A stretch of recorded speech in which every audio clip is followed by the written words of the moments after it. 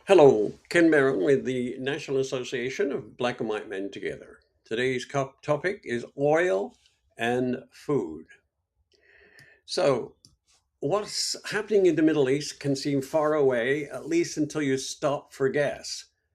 And I've noticed that here in California, where the gas prices have zoomed up over $5 at the pump. So, prices at the pump have jumped all over since Iran effectively closed the Strait of Hormuz at the start of the conflict, creating a gap in the energy supply chain that spans the world.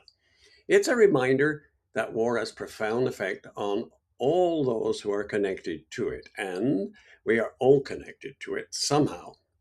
The longer the conflict in the Middle East continues, the greater the likelihood that people around the globe will pay more for food, and those in the most vulnerable countries could face hunger. The Persian Gulf happens to be the dominant source of the world's fertilizer, especially those that deliver nitrogen to soils, a source of nourishment for crops that amount to half the world's food. Fertilizer is produced in the region and shipped everywhere. If the Straits of Hormuz remain strangled, prices for fertilizer will rise. And as a result, farmers may use less on their crops if they can get any at all. The world will get less food and it will cost more. We saw this happen at the start of the Russia Ukraine war when the world received a lesson in the geography of agriculture. Both countries provide the world with a substantial quantity of wheat and other grains. Without them, bread shortages soon developed in West Africa and South Asia, amongst other places.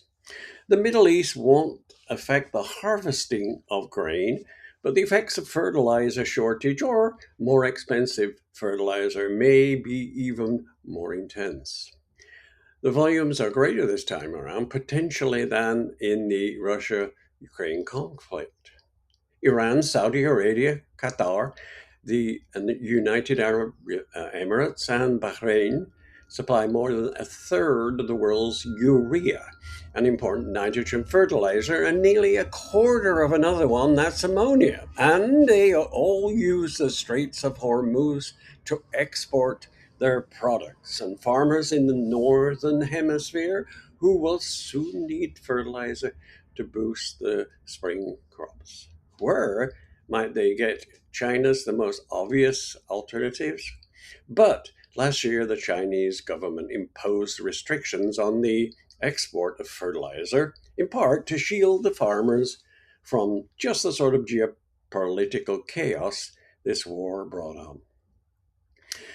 Prices are already climbing. Over the past week, the price of urea sold in Egypt, a market that economists track closely, climbed more than 35%. If this trend continues, governments across the global south could need to subsidize the costs of growing crops, and that could add to their debt burdens.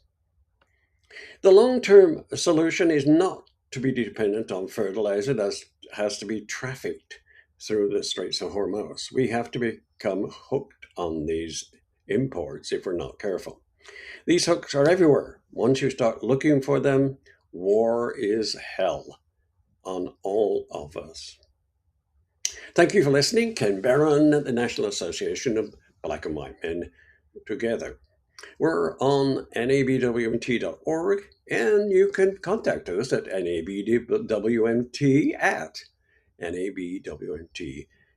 We're on Facebook and Instagram. Please join us to our convention in August this year, and you can find that information on our site. That's a kind of a family gathering where we talk about issues like this and many, many more in terms of racism, homophobia, and equalities throughout the world. Again, we look forward to talking to you again. Thank you.